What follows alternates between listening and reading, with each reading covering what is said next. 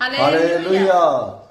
दुश्मन दे लश्कर तो मैं क्यों डरा, दुश्मन दे वार तो मैं क्यों डरा, दुश्मन दे वार तो मैं क्यों डरा, दुश्मन दे वार तो मैं क्यों डरा, क्योंकि मेरे अगे अगे रहंदा है सेना दा यहोवा, क्योंकि मेरे अगे अगे रहंदा है सेना दा यहोवा, सेना दा यहोवा, सेना दा यहोवा, सेना दा यहोवा, सेना दा Jehovah, Jehovah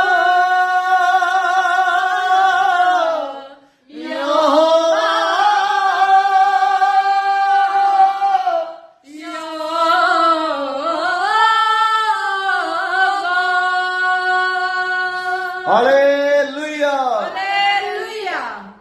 God bless you, brother Gildeep. खुदा तानू बहुत बहुत आशीष और बरकत देवे। आमीन। हालेलुया। हालेलुया।